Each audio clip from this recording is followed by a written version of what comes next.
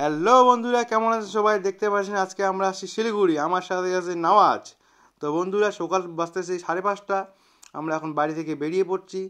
দেখতেই পাচ্ছেন আপনারা সকালের আবহাওয়া কি সুন্দর ঠান্ডা ঠান্ডা এবং চারিদিকে কুয়াশা। আর বাবা আমাদের ধূপগুড়িতে ছেড়ে আসবে, ওদিক থেকে আমরা বাসে করে যাব শিলিগুড়ি। আর দেখতেই পাচ্ছেন সকালবেলার সূর্য, ভোরবেলার সূর্য কত সুন্দর সোনালি রঙের দেখতে লাগছে, একদম গোল্ডেন কালার দেখতে লাগছে। তারপর বন্ধুরা দেখতেই পাচ্ছেন আমরা বাসে উঠে গেছি। বাসে এমন ভিড় যে আমরা বসার জন্য সিটই পাইনি, আমরা ওই জন্য দাঁড়িয়ে দাঁড়িয়ে যেতে লাগতেছে আমাদেরকে। তারপর ওখান থেকে আমরা চলে আসলাম একবারে শিলিগুড়ি। এখন সময় বাজে 8টা। তো আমরা এখন টোটো একটা দেখতেছি, টোটো দেখে টোটোতে উঠে গেলাম।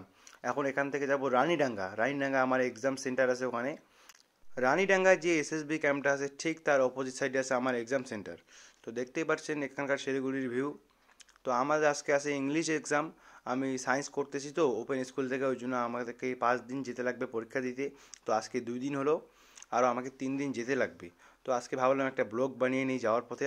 তো দেখতেই পাচ্ছেন বন্ধুরা, আমরা চলে আসলাম রানীডাঙ্গা। এই যে এটা হলো এসএসবি ক্যাম্পটা রানীডাঙ্গার সামনে।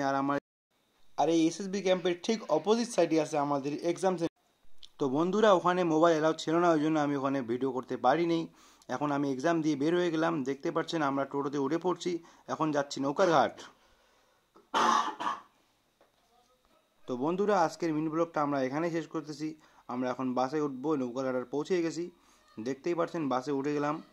এখন যাওয়ার সময় অত একটা ভিড় নাই, তখন তো অনেক ভিড় ছিল, এখন অত একটা ভিড় নাই। তো বন্ধুরা, আজকে আমাদের এই লাইক করে দিবেন এবং ফেসবুকে দেখে থাকলে চ্যানেলটাকে ফলো করে দিবেন এবং ইউটিউবে দেখে থাকলে সাবস্ক্রাইব করে দিবেন। তো থ্যাংক ইউ বন্ধুরা।